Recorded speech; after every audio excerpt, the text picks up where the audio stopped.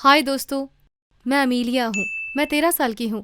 मेरे पास एक बहुत ही अच्छी कहानी है। एक बेघर आदमी ने मुझको अडॉप्ट किया। मैं उस दिन का इंतजार नहीं कर पा रही हूँ जब मैं उनको डैड बोलूंगी। आप लोग सोच रहे होंगे कि ये कैसे मुमकिन है। मेरी कहानी सुनकर आपको विश्वास हो जाएगा। मुझे अपने असली डैड के बारे में कुछ भी नहीं पता है और मेरी मॉम जब मैं 8 साल की थी तभी चल बसी। मैं अपने असली पेरेंट्स के बारे में कुछ भी नहीं बताऊंगी क्योंकि उनके बारे में बात करना मुझे बहुत दुखी कर देता है। तो जब मैं छोटी थी तब मैं अनाथ हो गई।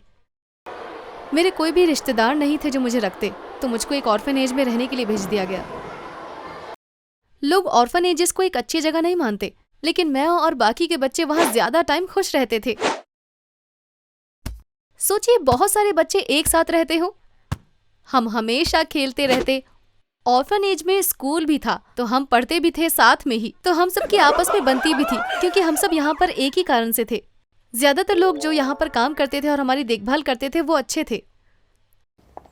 हमारी जिंदगी वहाँ पर अच्छी थी, पर ज्यादातर बच्चे फिर भी अडॉप्ट होना चाहते थे। हम इसके बारे में सपने देखा करते थे।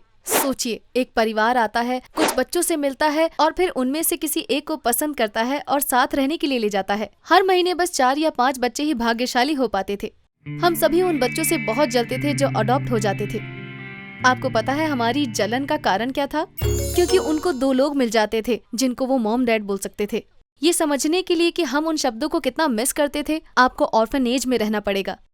जब मैं 12 साल की थी तब मुझसे भी बच्चे जलने लग गए थे। मुझे एक फैमिली ने नहीं बल्कि एक औरत ने अडॉप्ट किया था।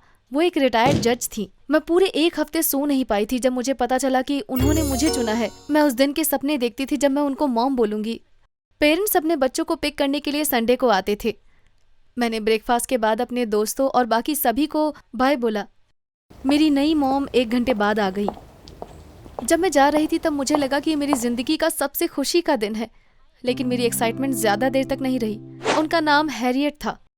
पहली बार घर में बात करते टाइम वो बोली, तुम मुझे मिस हैरियट बुलाओगी। मैं लेट सोती हूँ और उठती भी लेट हूँ। मेरे उठने तक मेरा ब्रेकफास्ट रेडी चाहिए।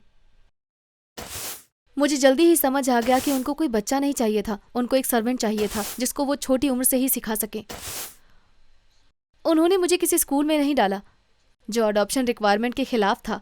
मुझे घर छोड़ के जाने की परमिशन नहीं थी, तो मैं उनकी रिपोर्ट भी नहीं कर सकती थी। कसम से मैं बढ़ा चढ़ाकर नहीं बोल रही हूँ, पर वो बिल्कुल सिंड्रेला की स्टेप मॉम जैसी थी।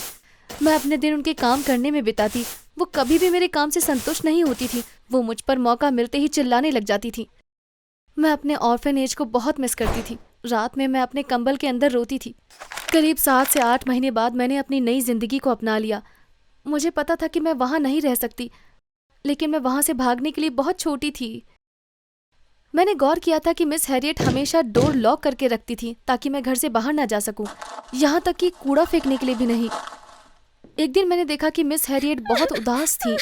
उनकी आंखें रोने के कारण सूज गई थी। महीनों बाद पहली बार उन्होंने मुझसे ऐसे बात करी थी जैसे मैं एक आम इंसान थी। बैठ जाओ, वो बोली। उन्होंने बताया कि आज उनके पति की डेथ एनिवर्सरी थी। उन्होंने मुझे ये सब बताया क्योंकि वो किसी के साथ शेयर करना चाहती थी। मैं बहुत ही सरप्राइज थी कि इनके जैसी बड़ी औरत भी किसी को इतना प्यार कर सकती है। पूरा टाइम वो बस बोलती रही और पीती रही, और फिर वो बहुत नशे में हो गई। मैं समझ नहीं पा रही थी कि अब वो क्या बोल रही हैं, पर मुझे ऐसा दिखाना पड़ रहा था कि जैसे मैं उन्हें सुन रही हूँ। आखिर में वो सो गई। मैं अपने कमरे में जाने ही वाली थी कि तब मैंने एक चाबी देखी। वो कॉफी टेबल पर पड़ी हुई थी। सब कुछ इतना जल्दी हुआ, मैंने उसको उठाया। जैसे ही मुझे पता चला कि वो मेन डोर की चाबी थी, मैंने फटाफट दरवाजा खोला और बिना हिचकिचाए बाहर चली गई। मैं बाहर गई और चलने लग गई, और मैं तब तक नहीं रुकी जब तक कि सुबह नहीं हो गई। मैं बहुत थक चुकी थी। मैं एक बेंच के पास आई और बिना कुछ सोचे समझे उसमें ऐसे सो गई जैसे मैं अपने बेड पर हूँ। जब मैं उठी तो एक औरत मेरे पैरों के बगल में खड़ी थी। उसके कपड़े पुराने और बहुत गंदे थे। उसने पहले ही मेरे एक पाँव का शूज निकाल लिया था और अब मेरे दूसरे पाँव का शू भी निकाल रही थी। मैंने अपने पाँव खींचने की कोशिश की, लेकिन उसने बहुत ही जोर से मेरे पाँव को पकड़ा हुआ था। तभी कोई जोर से चिल्लाया, एंजेला, उस लड़की को अकेला छोड़ दो। मैं देखने के लिए उठी कि वो कौन था। वो एक आदमी था जो फटे पुराने कपड़े पहने हुआ था। ये दोनों लोग जरूर बेघर थे। हमारी तरफ आते हुए वो बोले, अगर तुम उसके शूज ले लोगी तो वो क्या पहनेगी? देखो, वो हमारी तरह रोड में सो रही है। तो एंजेला नाम की उस औरत ने ना चाहते हुए भी मुझको छोड़ दिया, और ऐसे मैं गैरी से मिली। ये पहली बार था जब मैं किसी बेघर इंसान से बात कर रही थी। पिछले 9 सालों से रोड पर रह रहे थे और उनकी बहुत ही दुख भरी कहानी थी। उन्होंने अपनी बीवी और दोनों बच्चों को एक ट्रेन एक्सीडेंट में खो दिया था और उसके बाद वो इतने दुखी हो गए थे कि कुछ भी करने की हालत में भी नहीं थे। उन्होंने काम पर जाना भी बंद कर दिया था और वो पूरा दिन घर में अंधेरे में ही रहने लगे। कुछ टाइम बाद उनकी जॉब भी चली गई और वो अपना रेंट भी नहीं भर सके, इसीलिए उन्होंने रोड पर रहना शुरू कर दिया। वो एक बहुत ही अच्छे आदमी थे और बहुत ही फनी भी। वो मुझे पूरा टाइम हंसाते रहते थे। मैंने उनके साथ रोड पे ही रहना शुरू कर दिया। जब उन्होंने मेरी कहानी सुनी तो वो चाहते थे कि मैं वापस ऑर्फनेज में चली जाऊं, पर मैंने उनको बताया कि वहां से मिस हैरियट मुझे लेके चली जाएंगी। उसके खिलाफ रिपोर्ट करना बेकार होगा क्योंकि वो जज थी और लोग उनका विश्वास करते, मेरा नहीं। तो वो बोले, ठीक है, तुम मेरे साथ रह सकती हो कुछ टाइम के लिए, बाद में हम तुम्हारे लिए बेटर जगह ढूंढेंगे। डील, मैंने अपना सिर हिलाते हुए बोला। लेकिन मैं उनको छोड़कर बिल्कुल नहीं जाना चाहती थी क्योंकि ये पहली बार था जब मैं किसी बड़े के साथ सेफ और रिलैक्स महसूस कर रही थी। गैरी ने मुझे रोड पर रहने के लिए कुछ रूल सिखाए। अगर तुम बेघर हो तो उसके जैसा दिखो, क्योंकि हम दूसरे लोगों की चैरिटी में रहते हैं। मैं चाहूं तो बाथरूम में जाकर अपना मुंह धो सकता हूं, लेकिन फिर कौन साफ सुथरे आदमी को पैसे देगा?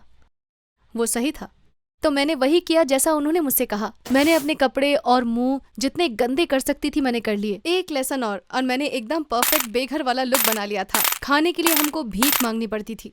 जब हमारे पास थोड़े पैसे हो जाते थे तो हम कुछ खाने के लिए खरीद लेते थे और इसीलिए हमारे पास अगली बार खाने के लिए पैसे नहीं होते थे। एक दिन जब हमारे पास थोड़े पैसे हो गए थे तो हम नाश्ते के लिए बेकरी में गए। बिजनेस ओनर ज्यादातर जितना जल्दी हो सके हमें भगा देते थे ताकि हम बाकी कस्टमर्स को परेशान ना करें, लेकिन उस बेकरी में जो औरत थी वो बहुत अच्छी थी। वो हंसते हुए बोली, गुड मॉर्निंग, आज तुम्हारा लकी डे है क्योंकि आज तुम्हारे एज की लड़कियों के लिए सब फ्री है। गैरी बोले, थैंक यू, लेकिन आज हमारे पास पैसे हैं। क्या ऐसा हो सकता है कि इसको किसी दिन और फ्री में मिल जाए? उन्होंने पूछा और उनको पैसे देने ही वाले थे। तभी हमने अपने पीछे से एक आवाज सुनी। क्या हुआ था, हम देखने के लिए पीछे मुड़े तो हमने देखा कि एक बूढ़ा कस्टमर जमीन पर गिर गया था। बेकरी वाली औरत ने घबराते हुए अपना फोन निकाला। वो बुढ़ा आदमी जमीन में गिरा हुआ था और बिल्कुल भी हिल नहीं पा रहा था। गैरी ने अपना कटोरा काउंटर में रखा और आदमी के बगल में झुक गया। उन्होंने इस बूढ़े आदमी की गर्दन में अपना हाथ रखा और आंख बंद करके काउंट करने लगा। फिर उसके बाद अपने दोनों हाथों से उस आदमी की छाती को दबाने लगा। तभी उस बेकरी वाली औरत ने बोला, उसको मत छुओ, मैंने एम्बुलेंस को बुला लिया है, ये सिर्फ एक डॉक्टर को करना चाहिए। गैरी ने उसको बताया, मैं एक डॉक्टर हूँ, इसकी पल्स 20 के आसपास है, हम एम्बुलेंस का इंतजार नहीं कर सकते हैं, हमको अभी कुछ करना पड़ेगा। और फिर से दबाना शुरू कर दिया। वो बूढ़ा आदमी इतना लकी था कि गैरी उस दिन वहां था। उसने मुझे कभी नहीं बताया कि उसकी जॉब क्या थी, तो मैं बहुत सरप्राइज हुई कि वो एक डॉक्टर थे। और तो और वो एक ब्रेन सर्जन थे, लेकिन उनको पता था कि अगर किसी को हार्ट अटैक आए तो क्या करना है। बाद में उन्होंने अपनी जिंदगी के बारे में मुझे बताया। एक दिन उनको एक सर्जरी करने के लिए दूसरी सिटी में जाना था, लेकिन अगले दिन उनका बर्थडे था, तो उसकी वाइफ और बच्चों ने वहाँ जाके उनको सरप्राइज देने का प्लान बनाया। और फिर आप लोगों को पता ही है कि उसके बाद क्या हुआ। बेकरी की ओनर ने हमसे पैसे लेने के लिए मना कर दिया। गैरी ने देने की बहुत कोशिश की, लेकिन वो बोली, आज आपका लकी दिन है, आज जो भी किसी की जान बचाता है उनके लिए सब फ्री है। उस दिन हमको उस औरत को जानने का मौका मिला। उसका नाम सेडी था और वो भी गैरी की तरह फनी थी और वो अपनी मॉम के साथ रहती थी। वो बोली, मैं आप लोगों को डिनर के लिए बुलाना चाहती हूँ, पर मेरी मॉम को अच्छा नहीं लगेगा कि दो बेघर लोग हमारे घर आए। और हम सब लोग हंसने लगे। अगले दिन संडे था तो हम लोगों ने मिलकर पार्क में पिकनिक करने का प्लान बनाया। हमको पिकनिक का सामान खरीदने के लिए उस दिन रोड में बाकी के दिनों से ज्यादा भीख मांगना पड़ा। सोचिए आगे क्या हुआ। गैरी और सेडी एक दूसरे को पसंद करने लगे। एक दिन सेडी ने मजाक में बोला, मैंने सोचा है कि मैं अपनी बेकरी को बंद करके तुम लोगों के साथ रोड में रहना शुरू कर देती हूँ, क्योंकि तभी मैं तुम लोगों की स्मेल सहन कर पाऊंगी जब मैं ऐसी स्मेल करूंगी। गैरी बोला, पता है ये थोड़ा ज्यादा हो जाएगा, तुम हमारे जैसे स्मेल करो, इससे अच्छा है कि हम लोग तुम्हारे जैसे स्मेल करने लगे, हमको बस नहाने की जरूरत है। वो हमारी जिंदगी का टर्निंग पॉइंट था। माना कि बस एक बार नहाने से नहीं होने वाला था, पर वो एक पहला कदम था। अब हम सब एक साथ रहते हैं। हमारे फ्यूचर के लिए बहुत सारे प्लान हैं। पहला है कि सेडी और गैरी शादी कर लें, फिर वो मुझको ऑफिशियली अडॉप्ट कर लेंगे। उसके बाद मैं उनको मॉम और डैड बुला सकूंगी। उनको यही चाहिए था। मैं तो अभी से बोलना चाहती थी, लेकिन मैंने अपने आप को रोक रखा था। लेकिन मैं आपको बता सकती हूँ कि वो मेरे प्यारे मॉम और डैड थे। मेरी रियल मॉम हमेशा प्रार्थना किया करती थी कि भगवान मेरी जिंदगी में अच्छे लोग लाए, और बिल्कुल वही हुआ। आई होप कि कोई अगर आपके लिए प्रार्थना करे तो वो एक दिन सही हो। आपको मेरी कहानी पसंद आई, और अगर आपको ऐसी कहानी पसंद है तो इस चैनल को सब्सक्राइब करें। तब तक के लिए बाय बाय।